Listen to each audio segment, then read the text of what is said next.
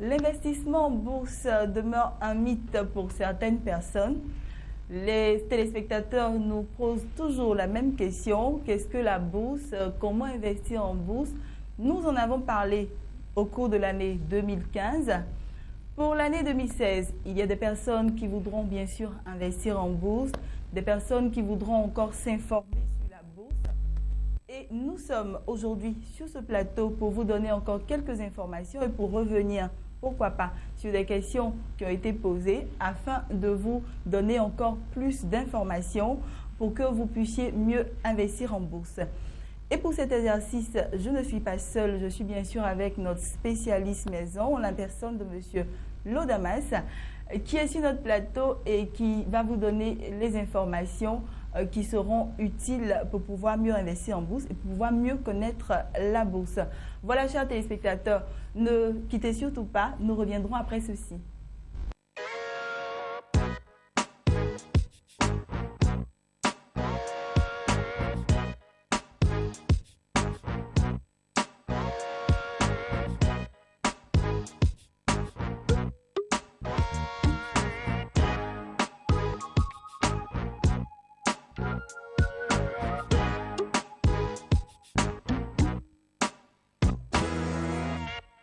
Voilà, nous sommes de retour sur le plateau. Je vous le disais, le spécialiste des marchés financiers est avec nous, M. Lodamas, qui est aussi journaliste à PME Magazine. Bonjour, M. Lodamas. Bonjour, madame. Voilà, merci d'être avec nous.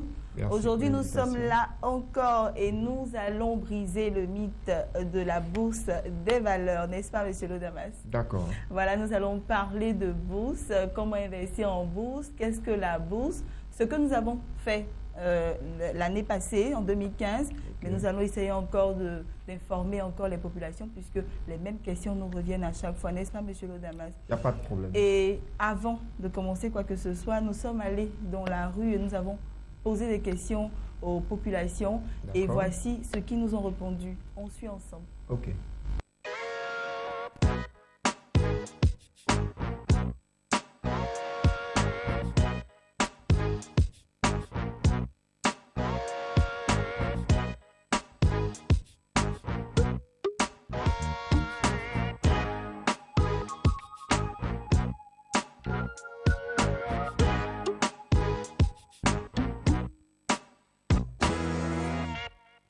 C'est pour dire la bourse, comment investir en bourse d'abord et qu'est-ce que ça rapporte à celui qui investit en bourse. La bourse, c'est quoi? De faire un point à chaque fois pour savoir si la bourse est en hausse ou si elle est en baisse et donner les différents avantages pour que les investisseurs ou d'autres personnes puissent s'aventurer. Monsieur le spécialiste, qu'est-ce que vous faites pour rendre la bourse accessible aux petits citoyens? Qu'est-ce que la bourse? Voilà, M. Lodamas, après ce que nous venons de voir, oui. Vous êtes là, vous êtes le spécialiste, les populations vous ont posé des questions. Moi, pour cette émission, je vais m'ériger à une personne qui est dans la peau des téléspectateurs, qui se met dans la peau des populations et qui vous pose toutes sortes de questions. Et vous allez essayer de nous instruire comme vous le faites si bien. Il n'y a pas de problème. Voilà. Et nous avons eu des questions qui sont revenues à plusieurs reprises, comme qu'est-ce que la bourse? Monsieur Lodamas, il y a une personne même qui a dit que qu'est-ce que la bourse? La bourse, mais voilà, ça se ressemble un peu, mais qu'est-ce que la bourse, Monsieur Lodamas? D'accord. Donc, on fera l'effort d'être très pédagogue. N'est-ce pas? On fera l'effort de ne pas communiquer avec un vocabulaire trop technique. Tout à fait. On fera donc l'effort de mettre la balle à terre pour que tout le monde puisse comprendre les investissements au niveau de la bourse. Donc, quand on parle de bourse des valeurs, la bourse des valeurs est un marché. C'est un marché sur lequel s'échangent des titres. Qu'est-ce qu'on appelle titre? Quand on parle de titres, on parle des actions, on parle aussi des obligations. Donc, la bourse des valeurs est la plateforme et le marché. Je vais employer plusieurs synonymes pour que tout le monde se retrouve. Donc, la bourse des valeurs est le marché sur lequel des acheteurs et des vendeurs de titres se retrouvent pour pouvoir donc mener des transactions. D'accord. D'accord? Donc, en langage technique, vous entendez très souvent dire que la bourse des valeurs est le marché secondaire. OK. D'accord? Maintenant, quand on parle de marché secondaire, c'est qu'il y a eu forcément un marché primaire. Donc, qu'est-ce que le marché primaire? Quand on veut constituer une entreprise, une société précisément, des personnes réunissent de l'argent en formant ce qu'on appelle un capital, et c'est à partir de ce capital-là qu'on crée la société. D'accord. Et ces personnes qui ont mis de l'argent ensemble, on les appelle donc des actionnaires. Okay. Donc, le fait que des actionnaires se mettent ensemble et se rendent, par exemple, chez le notaire ou créer une entreprise, cette forme de création d'entreprise constitue donc une opération sur le marché primaire. OK. OK? Donc, ça, c'est le marché primaire. L'entreprise est constituée. La société, donc, va démarrer ses activités. Et peut-être 2 ans, 3 ans après, ces mêmes actionnaires, certains parmi eux ont peut-être envie de sortir du capital. D'accord. Et d'autres personnes qui n'ont pas eu l'occasion de souscrire à ces actions-là lors de la création de la société. Dès le début. Dès le départ, dès le début donc de cette de la mise en place de cette entreprise, oui. OK. Ces personnes-là pourront donc venir et intégrer le capital de cette entreprise-là. Mais il faut un autre marché qui permettra ces transactions. D'accord. Et donc, c'est pourquoi on va maintenant quitter le marché primaire pour aller au niveau du marché secondaire, qui est le marché de la bourse. D'accord. Et pour ce faire, il faut d'abord que cette société soit inscrite en bourse. Et c'est cette phase d'inscription qu'on appelle la cotation en bourse. D'accord. Donc, notre société qui a été créée sera désormais inscrite à la bourse. Donc, elle sera cotée en bourse. Et le fait qu'elle soit cotée en bourse va donner l'opportunité aux premiers actionnaires qui sont intervenus au niveau du marché primaire là, de céder leurs titres à d'autres actionnaires, enfin à d'autres investisseurs qui veulent maintenant intégrer le capital de cette société. Donc, de façon basique, ce que les téléspectateurs doivent retenir en termes de définition de la bourse, je le rappelle donc que la bourse est un marché financier sur lequel s'échangent des titres, à savoir des actions et des obligations. D'accord. Moi, j'ai une question, Monsieur Lodamas. Est-ce que la bourse sert à épargner? Oui. Forcément, je veux dire seulement à épargner, la bourse? La bourse est un marché, mais lorsqu'on va au marché, enfin, tous ceux qui vont au marché, chacun a ses objectifs. C'est ça. D'accord? Il y a 2 façons essentielles pour gagner de l'argent en bourse. 2 façons. La première façon est ce qu'on appelle la spéculation. D'accord. Quand je prends par exemple le cas du marché des actions, vous achetez par exemple une action à 10 000 francs CFA, vous attendez peut-être 2 ou bien 3 mois après, et cette action-là ne coûtera plus peut-être 10 000, mais va par exemple coûter 30 000 francs sur le marché. D'accord. Donc vous achetez l'action à 10 000, 3 mois après l'action coûte 30 000, vous revendez, enfin vous vendez l'action. OK. Et donc, vous allez obtenir un bénéfice de 20 000 francs sur votre action. D'accord? Cette façon d'intervenir en bourse, c'est ce qu'on appelle la spéculation. D'accord. Vous achetez à un bas prix, vous revendez à un prix un peu, et vous obtenez ce qu'on appelle la plus-value. D'accord. OK? Donc, celui qui va en bourse avec pour objectif d'avoir des plus-values, cette personne-là est qualifiée de spéculateur. D'accord. Okay? Ça, c'est la première catégorie d'investisseurs. La seconde catégorie d'investisseurs, il y a des investisseurs qui achètent des titres en bourse, qui conservent ces titres et qui attendent ce qu'on appelle des dividendes en fin d'année. D'accord. Vous comprenez? Et le dividende, pour être encore pédagogue, le dividende est un prélèvement qu'on fait sur le bénéfice qui est généré en fin d'année par une société. Okay. D'accord? Donc, celui qui a pour objectif d'épargner de l'argent en bourse, c'est-à-dire il investit il conserve cet argent en bourse sur une longue période. Cette personne-là donc procède à une sorte d'épargne à travers la bourse et cette personne-là a pour objectif donc de percevoir précisément ce qu'on appelle des dividendes. Et donc pour répondre précisément à votre question, il y a des personnes qui vont en bourse pour épargner de l'argent et il y a d'autres personnes qui vont en bourse pas pour épargner mais spécifiquement pour faire de la spéculation et pour avoir des plus-values sur un court terme. Donc, tout est une question d'objectif qui anime l'investisseur qui va en bourse. C'est bien compris, M. Lodamas. Et on a eu tout à l'heure une jeune fille, une jeune dame qui posait la question, qui souhaiterait en fait qu'on fasse le point de la bourse afin de connaître les différentes variations sur la bourse. Oui. Voilà. Oui, je pense que au niveau de Business 24 Africa, les mardis, nous avons l'honneur de passer sur votre plateau à chaque fois pour faire un peu le point des variations hebdomadaires. Et donc, nous l'encourageons donc à suivre cette émission-là tous les mardis. Et justement, le point des variations, ce point-là est vraiment important parce qu'il permet non seulement de faire le point, mais de dégager les perspectives de la semaine.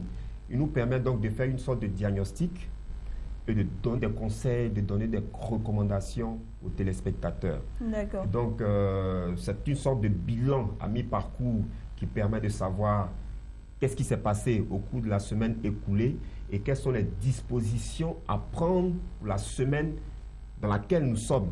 D'accord. D'accord. Donc, pour lui répondre, les différents points périodiques, on les fait. Et donc, nous l'invitons donc à suivre chaque fois l'émission, notamment celle qui est diffusée les mardis. Et elle verra qu'on pourra lui communiquer tous les points hebdomadaires au niveau de la BRVM.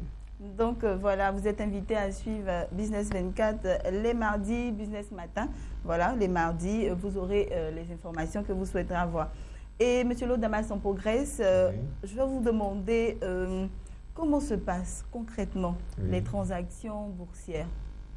Concrètement, pour une personne qui veut savoir, voilà. D'accord. Au niveau des transactions, c'est vraiment simple. Vous êtes un individu lambda, vous voulez acheter des actions en bourse. Comment est-ce que vous procédez concrètement? C'est ça.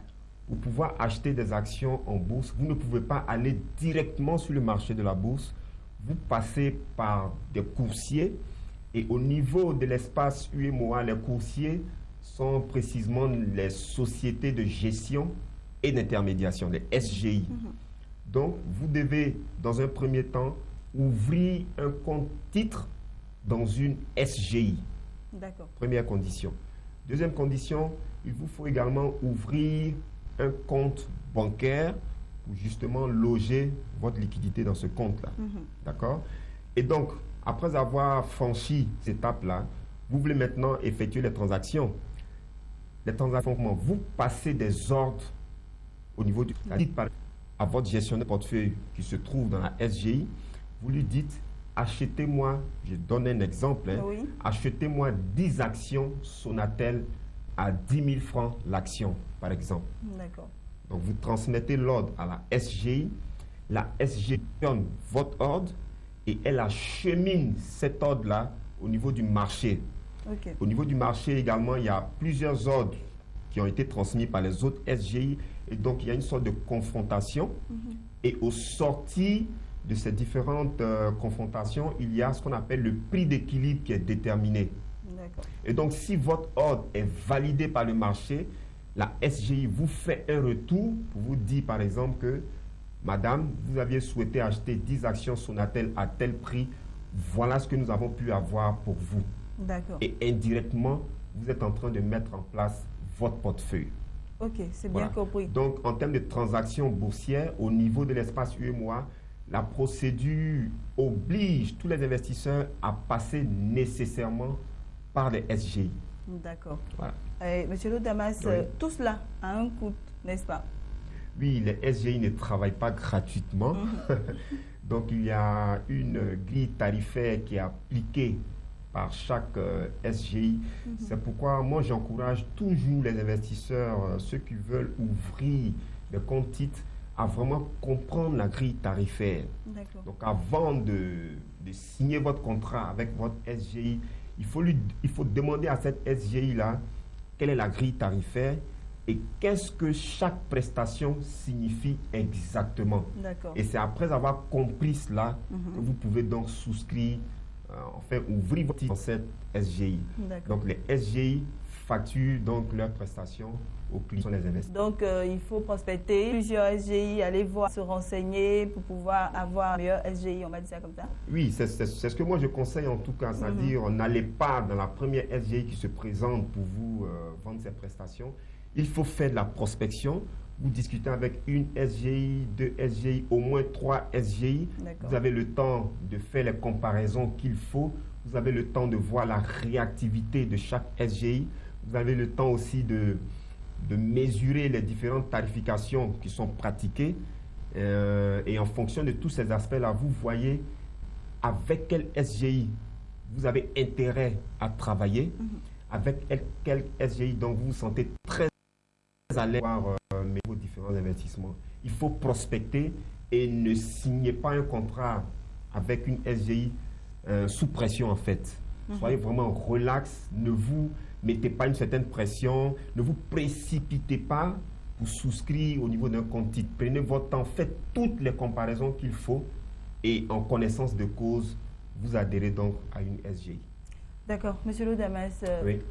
Qui peut investir en bourse et autour de combien on peut investir en bourse? Est-ce qu'il faut avoir forcément de l'argent pour investir en bourse? Oui, il faut avoir de l'argent. Parce que vous allez... grosses sommes, je veux dire, être riche déjà, non, voilà. Non, pas forcément riche. Il ne faut pas forcément être riche, je veux dire.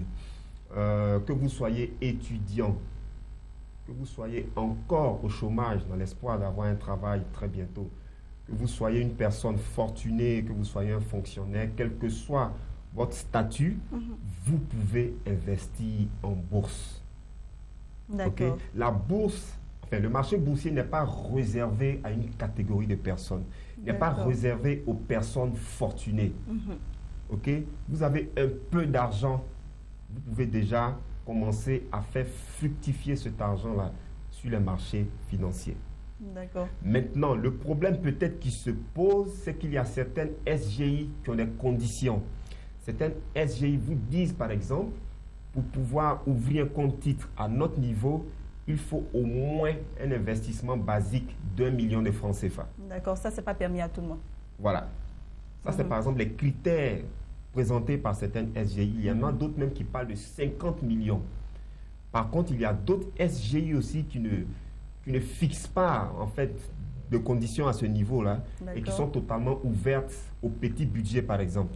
Vous avez 25 000, 50 000, 100 000, 200 000 francs CFA. Vous pouvez ouvrir un compte titre dans certaines SGI. Donc, il n'y a pas de montant minimum à mobiliser. Tout dépend de votre niveau d'investissement que vous voulez réaliser.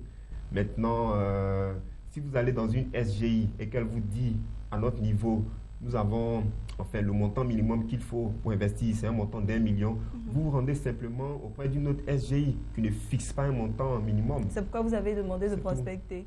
Voilà, c'est pourquoi il faut prospecter, parce que si vous vous fiez à une seule SGI qui vous dit qu'à notre niveau, il faut forcément 1 million, vous risquez d'être bloqué. Vous risquez de conclure qu'il faut obligatoirement 1 million pour investir en bourse, ce qui n'est pas le cas.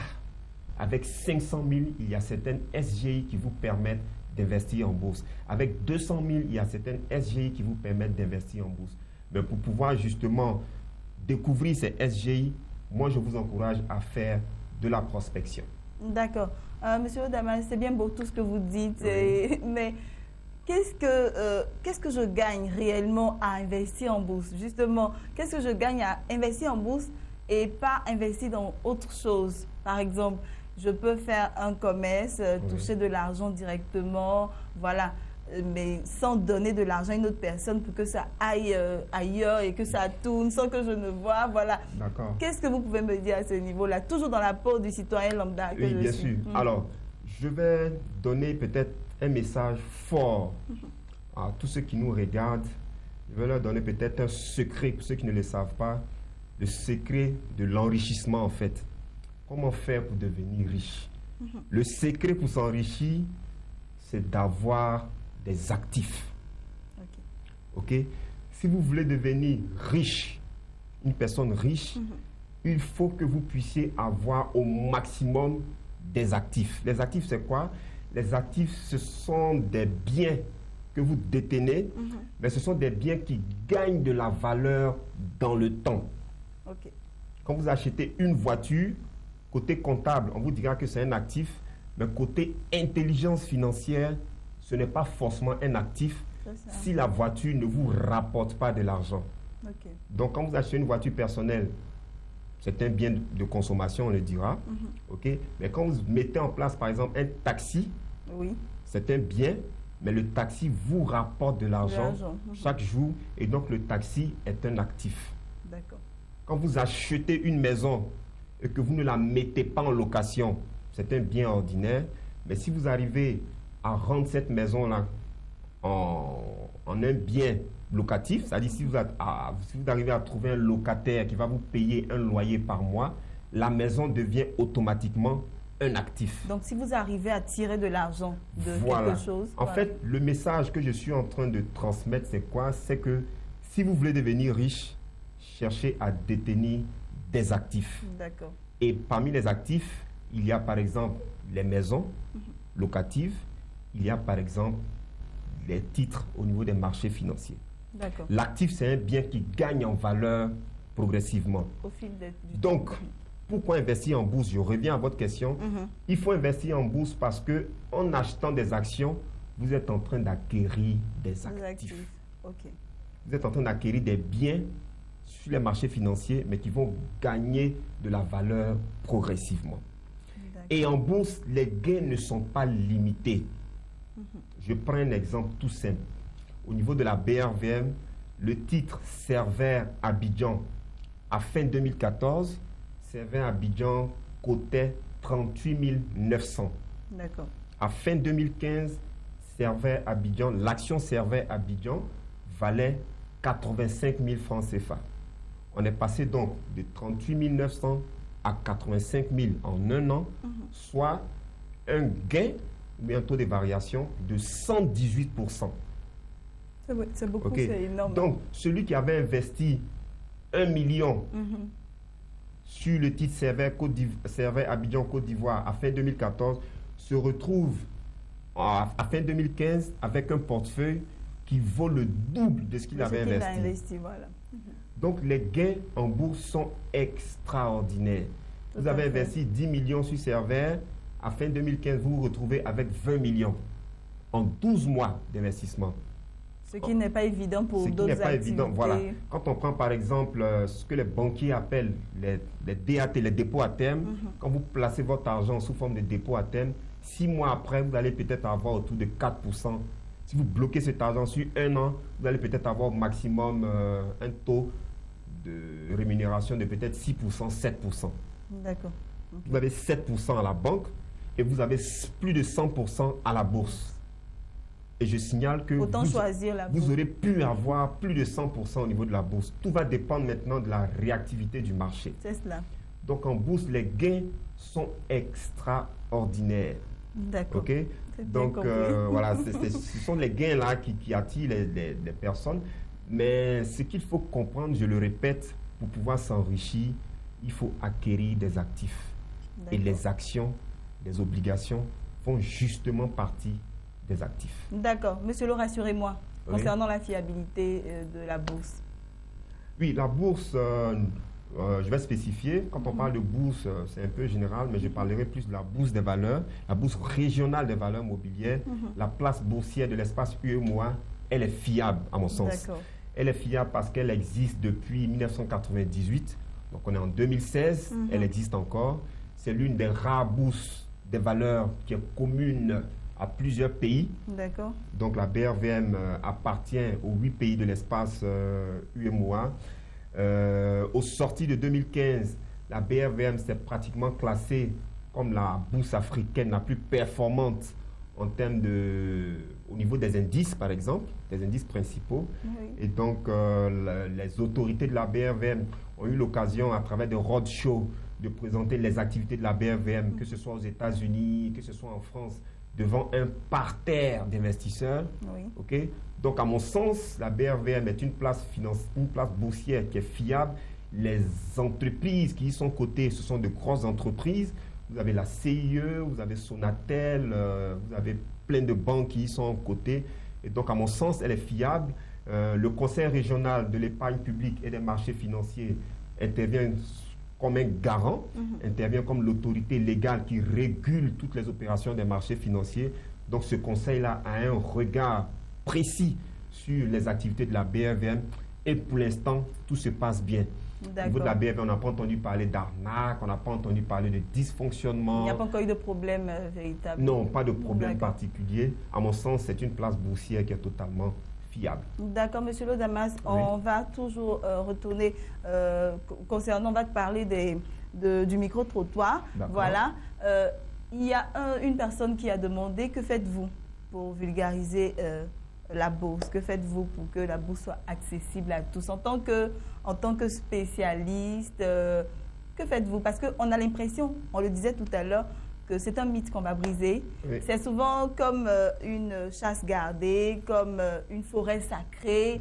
Voilà, et on a l'impression qu'on ne peut pas pénétrer, pas pénétrer qui veut. Oui. Voilà, et qu'est-ce que vous faites vraiment pour que la bourse soit accessible? Oui. Moi, à mon niveau, moi je suis financier, je suis financier de formation, mais je veux dire, avec ma casquette journalistique, je fais l'effort d'expliquer tout ce qui est... Je peux l'expliquer dans un langage assez soutenu, si je le peux, d'accord? Ceux qui ne sont pas forcément financiers, quand on parle de bourse, il faut qu'ils comprennent. Quand on parle d'analyse boursière, quand on parle de projection du marché, quand on parle des faiblesses du marché, etc., il est important que tout le monde puisse comprendre. Donc, on joue notre partition dans cette volonté-là, donc de vulgariser la culture boursière, de démystifier les marchés financiers. Et donc, ce genre de plateau contribue donc à atteindre cet objectif. Au niveau de la BRVM, je crois, chaque jeudi, il y a des rencontres entre les petits porteurs, où justement l'association des petits porteurs donne l'occasion à ces petits porteurs-là de poser des questions, de chercher à comprendre véritablement comment les marchés financiers fonctionnent, quels sont les mécanismes de la bourse. D'accord. Et aussi, je crois, la BRVM a un site internet. La BRVM a commencé à installer des salles de marché dans plusieurs écoles. Okay? Donc, j'ai envie de dire, tout le monde fait le maximum pour que la culture boursière soit vulgarisée. C'est vrai que ce n'est pas facile. C'est vrai que la mayonnaise n'a pas encore véritablement pris. Vraiment. Et le besoin de culture boursière est vraiment important. Oui. Donc, moi, j'encourage les téléspectateurs donc, à suivre nos émissions. Parce qu'en fait, lorsque nous déroulons donc ce genre d'émission, l'objectif, c'est de permettre à tout le monde de comprendre. D'accord. L'objectif, c'est de vulgariser la culture boursière à travers l'Afrique, l'espace UEMOA, Tout à fait, Monsieur Lodamas. Comme vous disiez tout à l'heure, vous êtes d'accord avec moi que ce n'est pas vulgarisé. Vous êtes d'accord qu'il n'y a pas assez de publicité autour de tout cela. Vous êtes d'accord? Oui. Et si vous devez faire des propositions? Non, des propositions. C'est vrai que la BRVM travaille à cela, on a des rencontres, comme vous avez dit, mais est-ce que vous avez quelques propositions pour que ça soit encore plus vulgarisé, on va dire? Non, en termes de propositions, il faut organiser des journées portes ouvertes, par exemple, au niveau de la BRVM.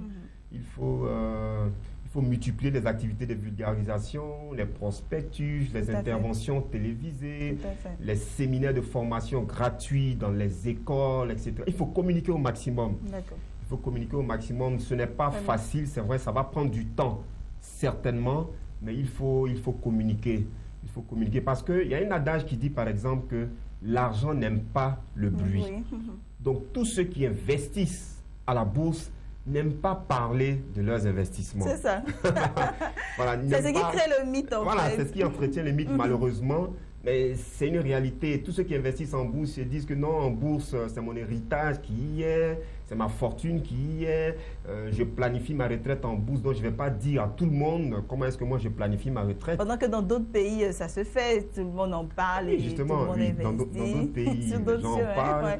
Voilà, mais je veux dire que c'est une question de culture, c'est une question de mentalité à révolutionner. Et on est là pour apporter notre contribution, justement. Ouais. C'est très bien dit, M. Lo Damas. Et M. Lo, je me mets toujours dans la peau du citoyen lambda, je reviens toujours là-dessus. Et je veux investir en bourse concernant, pour cette nouvelle année 2016. Je veux investir en bourse.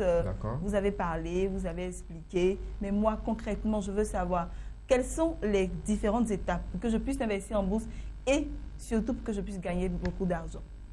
D'accord. Si vous voulez investir en bourse, la première des choses, c'est la prospection. Parce que pour pouvoir mener vos différentes transactions, vous serez obligé de passer par les coursiers, par les SGI.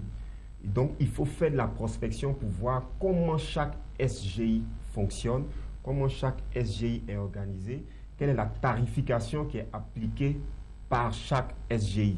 D'accord. D'accord, ça c'est le premier élément. Le deuxième élément aussi, il faut chercher déjà à comprendre le marché. Comment est-ce que le mécanisme de la bourse fonctionne en tant que tel.